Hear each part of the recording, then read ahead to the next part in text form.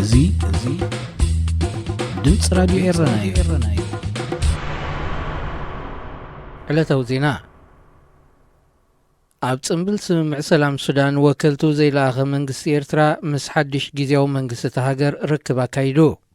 ብሚኒስተር ጉዳያት ወጻኢ ኤርትራ ዝተመርሐ ጉጅለ ልኡኽ ናብ ካርቱም ኣብ ዘካየዶ ወግዓዊ ዑደት ምስ ጀነራል ዓብዱልፈታሕ አልቡርሃን ኣብ ዘካየዶ ርክብ መንግስቲ ኤርትራ ምስ ጊዜያዊ መንግስቲ ዝምድንኡ ክሕይል ከም ዝደለ ገሊጹ።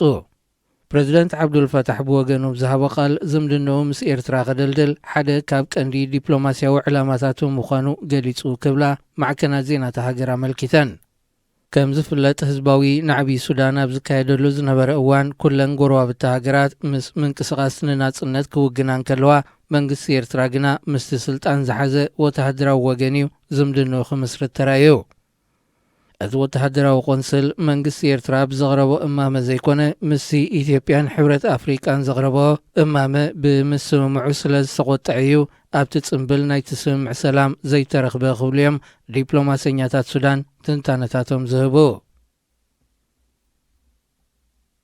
ሃገራዊ ባይቶ ኢትዮጵያ ነቲ ኣብ ዝመጽእ ዓመት ዝካየድ ሓፈሻዊ ምርጫታ ሃገርን መስርሕ ተሳትፎ ተወዳደርትን ብዝምልከት ንዝቕረበ እማመ ኣጽዲቑ።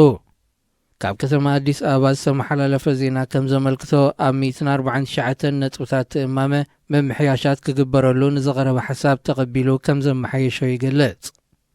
ኣብቲ ብ24 ነሓሰ ዝተኻየደ ፍሉይ ኣኼባ ባይቶ ዝጸደቐቲ ቅጥዕታት ምርጫን ኣቃውማ ውድባትን ተወዳደርቲ ክጥቀሙሉ ዘለዎም ኣገባብ ኣብ ሚድያ ዘጠቓለለ ክኸውን እንከሎ ማዕረ ነጥቢ ዝረኸበት ጓል ኣንሰይቲ ብሓለፋ ትዕወት ንዝብል ሕጊ ድማ ሰሪዝዎ ኣሎ።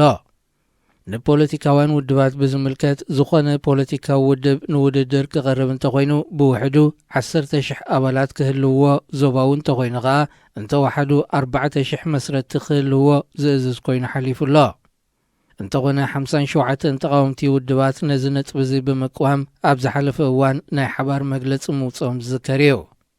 ዞባታት ሲዳማ ዘጠቓለለ ደቡባዊ ክፋል ኢትዮጵያ ብሰንኪቲ ኣብ ዝሓለፈ እዋን ዝሰራየ ዓሌታዊ ግጭት ገና ኣብ ትሕቲ ወተሃደራዊ ኮማንድ ፖስት ይመሓደር እኳ እንተሎ ኣብ 2020 ሓፈሻዊ ምርጫ ከም ዝተመደበሉ ኣብ ወርሒ ግንቦት ክካየድ ምዃኑ እዩ ዝግለጽ።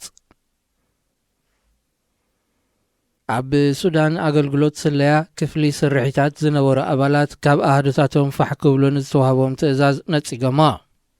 ጀነራል ዳይረክተር እቲ ኣገልግሎት ስለያ ኣቡበከር ሙስጠፋ ብሓሙስ 22 ነሓሰብ ዘካየደ ኣኼባ እቶም ኣባላት ክፍሊ ስርሒታት ዝነበሩ ወይ ምስ ምዱብ ሰራዊት ክጽምበሩ ወይ ምስ ሚሊሻ ጀንጃዊድ እንተዘይኮይኑ ግና ግቡእ መጣየሲ ተዋሂብዎም ክፋነው ምዃኖም ገሊጹ።